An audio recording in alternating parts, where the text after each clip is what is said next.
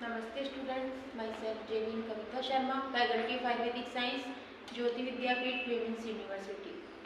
Student, आज हम वाच्य के बारे में अध्ययन करेंगे। वाच्य,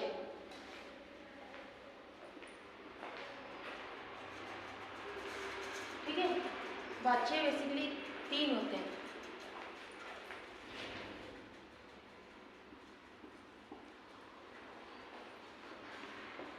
ठीक है, वाच्य कितने होते हैं? 3 होते हैं।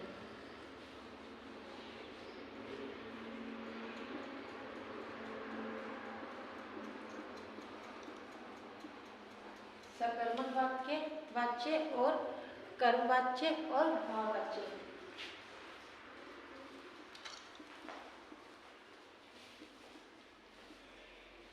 ठीक है। अब कर्तृवाच्य क्या होता है? कर्तृवाच्य क्या होता है? कर्तृवाच्य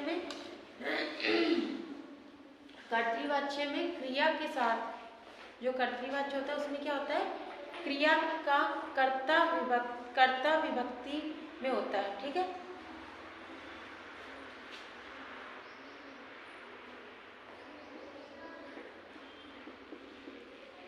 कर्तृवाच्य है ना।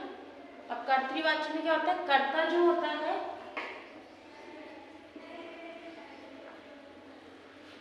प्रथमा विभक्ति,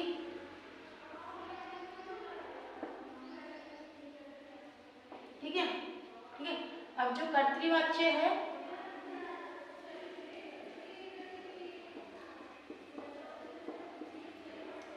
ठीक है, कर्तृवाच्य, भाववाच्य और कर्मवाच्य।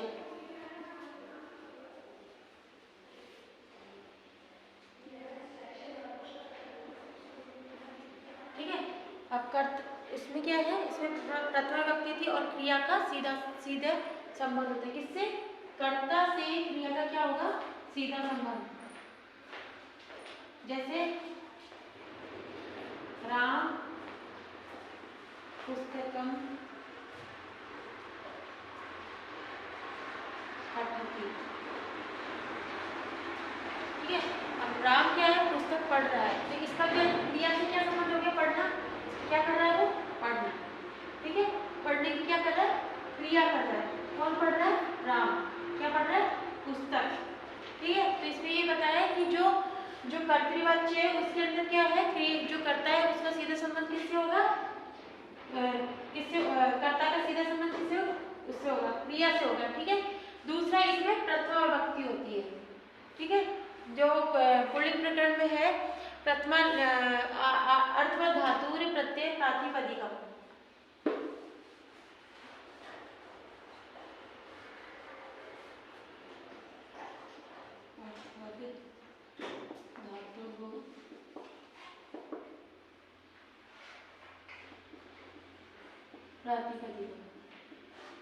ठीक है।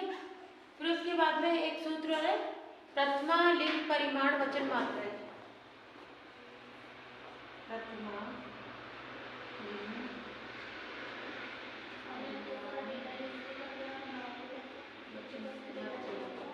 ठीक है। इस सूत्र क्या इसमें क्या बता रहा है? इसमें प्रथमा विभक्ति किस में? क्रिया में। ठीक है। जो कर्ता है, तो कर्ता में क्या होगी? प्रथमा विभक्ति। ठीक है। लिंग में, परिमाण में, वचन में और मात्रा में। इन तीनों में क्या है? प्रथमा विभक्ति होते। इन सब में प्रथमा विभक्ति। और दूसरा है संबोधन। संबोधन में भी क्या है?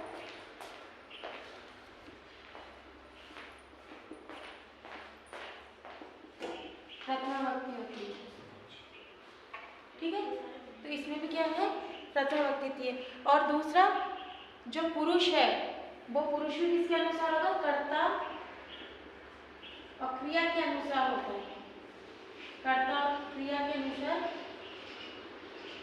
पुरुष होता है। जैसे पठती है या गच्छती है, तो गच्छती क्या हो गया? पुरुष के अनुसार है कि कर्ता और क्रिया के अनुसार दूसरा क्या है? इसमें पुरुष है कि किसके अनुसार ये पुरुष के यहाँ पे कार्य हो गया। जैसे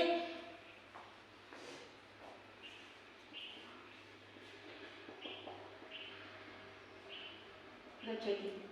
ठीक है, तो क्या हो गया इसके अनुसार, यहाँ पे कर्ता क्रिया के अनुसार क्या होगी, इसकी धातु होगी। ठीक है, तो ये क्या बता रहा है, पुरुष में क्या होगा, क्रिया के पुरुष और वचन। ठीक है, अब वचन क्या है कि किस तरीके से हो गया कि पहला तो क्या है बालक, ठीक है, ये तो हो गया कर्ता, ग्राम और जाना। अब क्या कह रहा है कि इसके अनुसार जो गांव है इसमें भी क्या हो गया पुरुष और वचन। तो ये गच्छ धातु है, गम धातु में, ठीक है, गम धातु में गच्छति गच्छत गच्छन्ति। ठीक है, तो गच्छति गच्छत गच्छन्ति में क्या है प्रथम पुरुष और क्या हो गया एक वचन। ठीक है, इस तरीके से क्या हो गया, ये इसके अनुसार कर्ता के अनुसार क्या हो गया, इसकी पुरुष और वचन हो गया। ठीक है, जैसे चौरय धनम चौरयति, चौरय धनम चौरयति, वही चीज है कि कर्ता, ठीक है, और क्या है इसमें कर्ता क्रिया और पुरुष। ठीक है, और पुरुष क्या हो गया चौरयति, वही वाली बात है कि चोर क्या है धन को चुराता है, चोर क्या है धन को चुराता है। तो धन वही हो गया प्रथमा विभक्ति और एक, तो किसके अनुसार होगी, क्रिया के अनुसार पुरुष और वचन, ये दोनों हो गए। ठीक है, तो ये कर्तृवाच्य में क्या बताया गया है कि जो कर्तृवाच्य है उसमें क्या होता है प्रथमा विभक्ति है, और दूसरा कि प्रथमा विभक्ति के अनुसार इसमें जो कर्ता है क्रिया के अनुसार, कर्ता और क्रिया के अनुसार पुरुष और वचन दोनों होते हैं। तो इसमें क्या हो गया प्रथमा विभक्ति एक वचन हो गया। ठीक है, अब है इसमें दूसरी कर्तृवाच्य में अकर्मक और सकर्मक धातुओं का दोनों को ही क्रियाओं का प्रयोग होता है। ठीक है, अकर्मक धातु और सकर्मक धातु और सकर्मक दोनों ही धातुओं का किसमें प्रयोग होगा कर्तृवाच्य में। ठीक है, कि कहाँ पे कर्तृवाच्य में कहा है दोनों ही क्रियाओं का प्रयोग होता है। जैसे बालक हस्ती, तो हस्ती हस्त धातु क्या अकर्मक है, बालक हस्ती, जो हस्त धातु है ये क्या है अकर्मक है। ठीक है, फिर है आगे कर्मवाच्य। ठीक है, अब कर्मवाच्य में क्या होगा,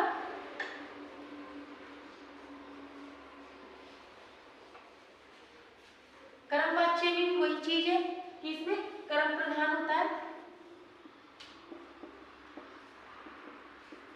ठीक है, कर्म प्रधान है।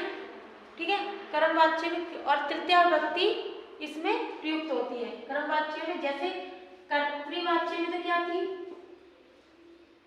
कर्ता प्रधान था, कर्ता प्रधान और प्रथमा विभक्ति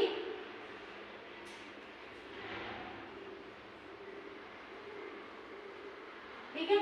अब कर्मवाच्य में क्या है, कर्मवाच्य में क्या है तृतीया विभक्ति होती है, कर्म प्रधान और तृतीया विभक्ति।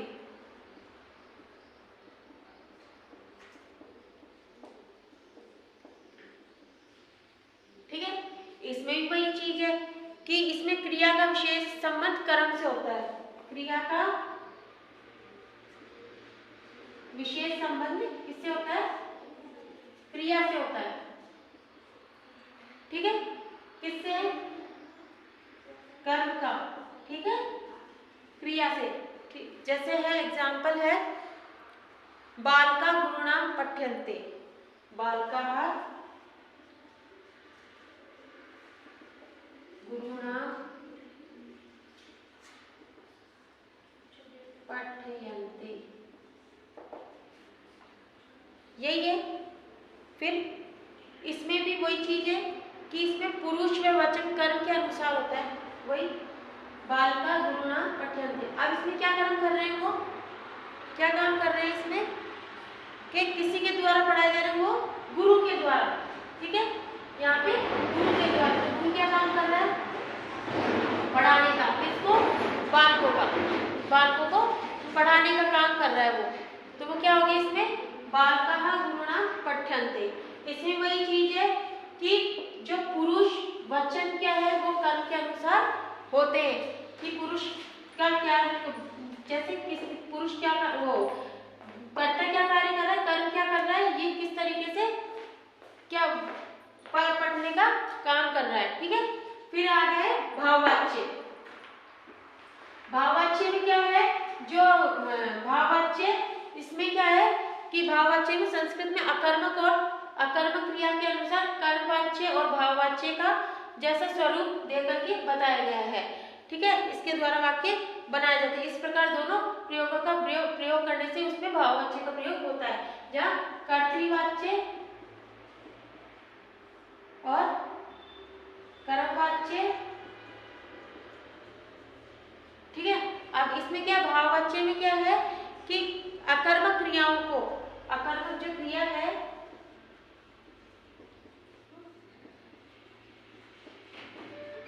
जैसे था बालका हस्ती, है ना, तो बालका क्या हस्त क्या है इसमें, अकर्मक धातु है। ठीक है, अकर्मक धातु है। जैसे तेन गम्यते, तेन गम्यते, तो ये क्या है इसमें, ये जो तेन गम्यते है, ये सब ये क्या है कि भाववाच्य के अनुसार है। राम जैसे तेन गम्यते, या उसके द्वारा किया गया या उसके द्वारा जाया गया, तो ये क्या हो गया इसमें, ये भाववाच्य हो गया, मतलब कि अपने भावों के बारे में सोचना।